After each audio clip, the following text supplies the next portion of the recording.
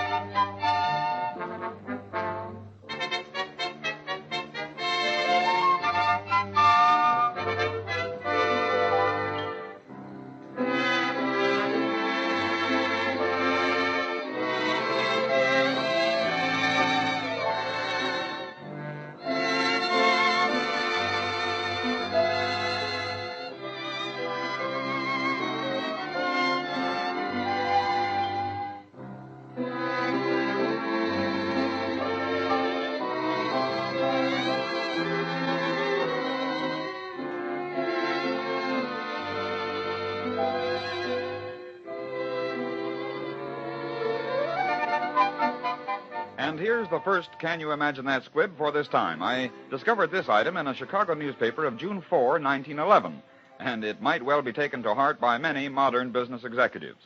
On the day before, A.J. Callahan, then chief clerk of the office of the City Corporation Council, posted this bulletin. The 10 most competent girls in this office will be allowed to primp for 15 minutes each morning. They will report at 8:45, primp for 15 minutes, and be ready to work at 9 a.m. Immediately, a flurry of pleasurable excitement ran through the girls of the office, and after due consideration, they posted the following schedule. 8:45, inspect braids. 8:46, straighten puffs. 8:48, fluff hair. 8:49, adjust belt. 8:50, rub face with powder bag. Which, according to the girls, was the most important item, for it consumed 5 minutes. 8:55, look at the face, head, and hair in mirror. 8:57, examine waist and skirt, smoothing out wrinkles. 8:58, carefully lay away hat. 8:59, hang up coat. 9, get busy. Remarked a spokeswoman for the girls. And you needn't laugh either. We are not allowed any more time than is necessary. Ask any married man if his wife can finish primping in 15 minutes. Explaining his motivation in this rather odd order, said Chief Clerk Callahan. It's the right kind of pride. The girl who primps is to be commended and not sneered at. Give a girl a chance to primp, a real chance, and she'll do better work all day. The eternal feminine is getting more feminine every day, even if a good many of them are shouting for votes and divided skirts. But after all, that was in 1911. I wonder how many office girls need a special bulletin allowing them to primp these days. Oh, will progress never cease. Well, here's a news item from Philo, California, in the year 1905, and it's calculated to teach all little boys and girls not to throw rocks at birds. A farm boy named C.D. Estel was plowing, and when he paused for a rest, he noticed a huge eagle in a tree. Unthinkingly, he began throwing stones at the bird, hitting it 2 or 3 times. The eagle at last flew away from the tree and circled high above Estel's head, the boy watching the maneuvers with interest. Suddenly, the monster eagle swooped down toward Estel and hit him a terrific blow with one of its wings. Then, Estel managed to remove a picket from a nearby fence, and by the time the bird was ready for its next attack, Estel was prepared to protect himself. Time after time, the eagle lunged at the boy, finally knocking him to the ground. But all this time, Estel was getting in his innings with the picket, ultimately breaking one of the bird's wings. This so enraged the eagle that it sunk its talons in the boy's arm, and the lad fainted.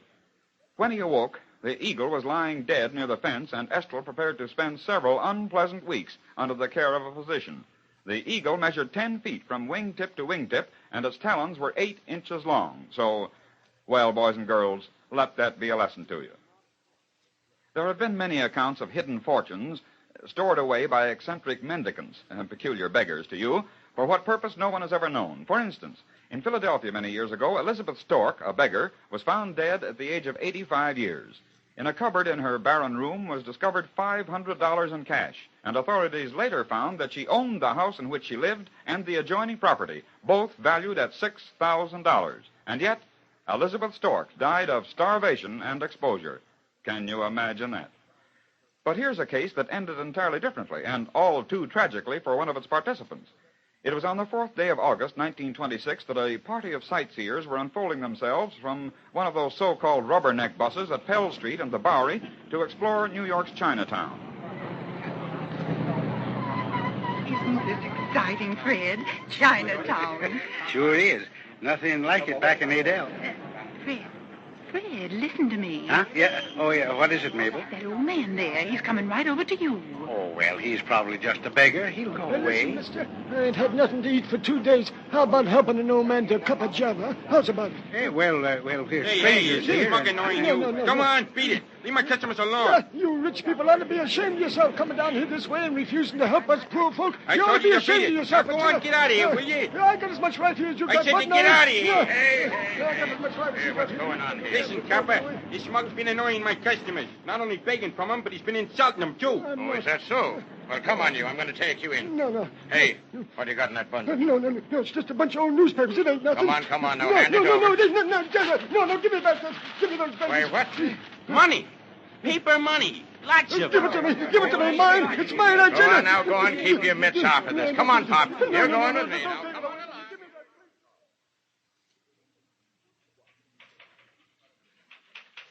Here's one more $500 bill, Captain.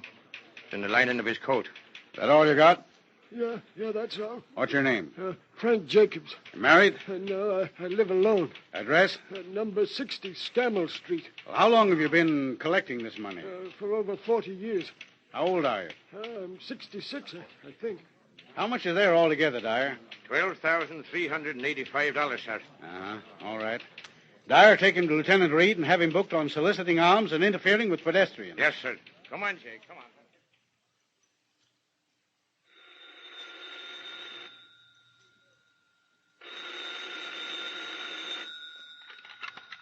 Oak Street Station, Lieutenant Reed speaking. Yes, Ed.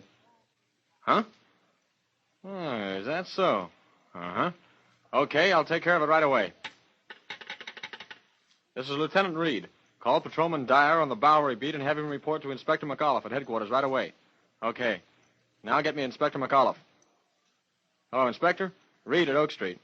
Say, I'm coming over to see you right away. Yes, sir, it is important. One of our men just brought in a beggar. You Patrolman Dyer? Yes, sir. Dyer, where'd you go after you left Oak Street Station with your prisoner? Well, I came to headquarters and gave the money to the property clerk. You sure you came directly to headquarters, Dyer? Well, no, sir. I did visit a friend of mine on Pennell Street. Where on Pennell Street? 607. Come on, let's take a run over there. Come on, Lieutenant. Yes, sir. I want to meet your friend. What's your friend's name, Dyer? Holt, sir. Mr. Holt? Yes? Yes, that's me. Mind if we come in? Oh, no, of course not. Come in.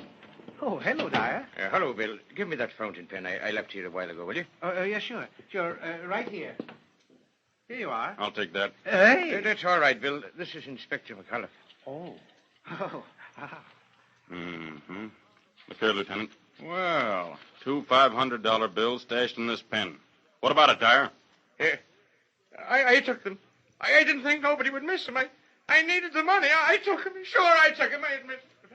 And so, that simple beginning, wherein a professional beggar accosted a busload of New York sightseers, resulted in revealing him as the wealthiest beggar in the history of the Oak Street Station, and in the arrest of a New York policeman for appropriating $1,000 of Frank's long-saved fortune. Can you imagine that? For obvious reasons, several of the names and addresses have been changed in the foregoing dramatization. But the facts were exactly as you heard them. Now, as our musical Can You Imagine That this time, let's do a little more melody sleuthing. First of all, I want you to listen to a portion of Beethoven's Minuet in G.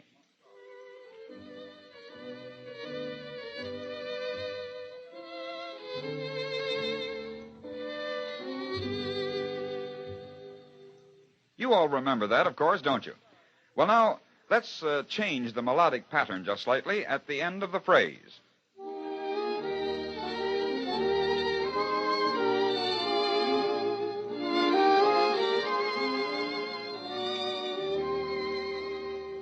And we get, of course, it's that beloved old favorite of war times, the Rose of No Man's Land. There's a rose that grows on no man's land, and it's wonderful to see. Though it's sprayed with tears, it will live for years in my garden of memory. It's the one red rose the soldier knows. It's the work of the master's hand. Mid the war's great curse stands the Red Cross nurse. She's the rose of no man's land. I've seen some beautiful flowers grown in life's garden fair. I've spent some wonderful hours lost in their fragrance rare. But I have found another wondrous beyond compare. There's a rose that grows on no man's land, and it's wonderful to see. Though it's sprayed with tears, it will live for years in my garden of memory. It's the one red rose the soldier knows. It's the work of the master's hand. Mid the war's great curse stands the Red Cross nurse. She's the rose of no man's land. And there we have it once more, ladies and gentlemen. Another session of Can You Imagine That? We'll return soon on this same station, and until we do, this is Lindsay McCary saying goodbye now.